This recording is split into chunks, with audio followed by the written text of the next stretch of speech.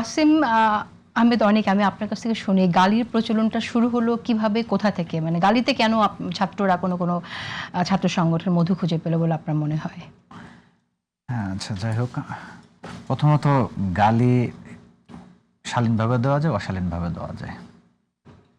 হ্যাঁ, আমি যদি কাউরে ইমটি হেড বলি, এটা যাকে গালি দিচ্ছে সে যদি বোঝার ক্ষমতা থাকে তাহলে সে বুঝছে, আর যে বোঝার ক্ষমতা নেই সে বুঝবে না। যাই হোক, একটা বিষয় ক্লিয়ার করি, যেমন ছাত্রদল কখনো এই ধরনের গালি অ্যাকসেপ্ট করে নাই, বা স্লোগান মিছিলে আপনি বলতে পারবেন না যে ছাত্রদল কখনো এই ধরনের অশালীন গালি ব্যবহার করেছে। জুলাই আন্দোলনে একটা স্লোগান ছিল, সেটা হলো পরবর্তীতে এটা কখনো এভাবে দেওয়া হয়নি আর, বা দিত না, যেমন রাজাকার রাজাকার কে বলেছে স্বৈরাচার, এটা এটা এটা এইভাবে বলতো।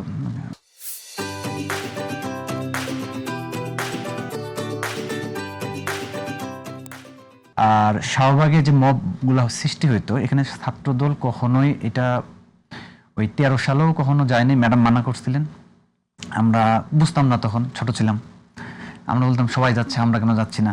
তো পরবর্তীতে আমরা বুঝতে পারছি ম্যাডামের বিচক্ষণতার বিষয়, আর আমরা এখনো কোনো মবে কোনোদিন কোথাও যাইনি, আর কোনোদিন ছাত্রদল কোথাও মব সৃষ্টিও করেনি। আর গালির যে বিষয়টা, গালি কখনো ছাত্রদল জুলাইয়ের আগেও দেয়নি, পরবর্তীতেও দেয়নি। আপনি বলতে পারবেন না যে কোনো মিছিলে বা কোথাও গালি গালাজ করা হয়েছে। ব্যক্তিগত পর্যায়ে সেটা হতে পারে, কিন্তু প্রাতিষ্ঠানিকভাবে যে শাহবাগে যেভাবে গালিগালাজ করা হতো, সেই কালচারটা ছাত্রদল কখনো প্র্যাকটিস করে না। কারণ ছাত্রদল যাদের দেখে রাজনীতি করে তারা হলেন জিয়াউর রহমান, বেগম খালেদা জিয়া, জনাব তারেক রহমান। তো আমার জীবদ্দশায় আমি কখনো আমার ম্যাডামকে কখনো কাউকে বাজে শব্দে ডাকতে দেখি নাই, কখনো বাজে ভাষায় গালি দিতে দেখি নাই।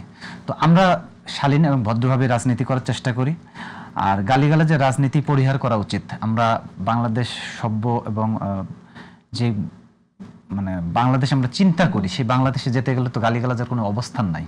তো আমার মনে হয় যে সকল রাজনৈতিক সংগঠনকে বাংলাদেশের যে ভবিষ্যৎ, যে বাংলাদেশ চিন্তা ভাবনার যে বাংলাদেশ চিন্তা করি, সেখানকার দিকে এগিয়ে যেতে গেলে এইসব শব্দ বা আচরণ পরিহার করা উচিত।